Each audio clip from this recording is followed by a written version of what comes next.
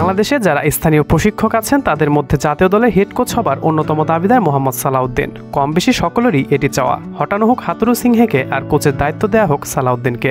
আর মোহাম্মদ সালাউদ্দিন কিন্তু হতে পারেন টাইগারদের জন্য বেশ ভালো বিকল্প। অনেকের চোখে তো সালাউদ্দিন বরং বেটার অপশন।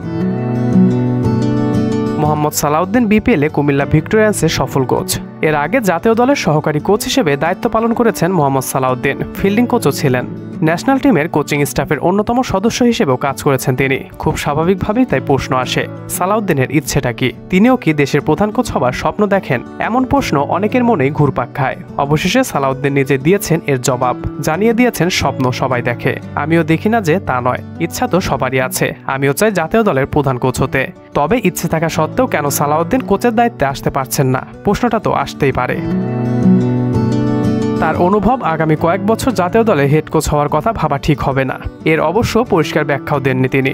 শুধু বলেছেন, আগামী কয়েক বছর আসলে আমাদের যে কারো কোচ হওয়া কঠিন, চিন্তা করাটাও বেশ কঠিন। সালাউদ্দিন মনে করেন তার জাতীয় দলে হেড কোচ হওয়ার একটি বিশেষ বাধা রয়েছে। তবে কি সেই বাধা? ভাবছেন জটিল ও বড় কিছু বুঝি? না, বিষয়টা তেমন নয়। কারণ শুনলে হয়তো অনেকেই অবাক হবেন। এই মুহূর্তে তার 3 প্রিয় শিষ্য সাকিব আর মুশফিকই জাতীয় দলে হেড কোচ হওয়ার পেছনে তার বড় বাধা। রয়েছে তামিমের নামও। আসলে সাকিব, তামিম ও মুশফিকের সাথে সালাউদ্দিনের সম্পর্কটা বেশ নিবিড়। তাই সাকিব, তামিম ও মুশফিক যতদিন খেলবে ততদিন তার কোচ হওয়া কঠিন। কেননা তাদের সাথে সম্পর্ক তার খুব বেশি ক্লোজ।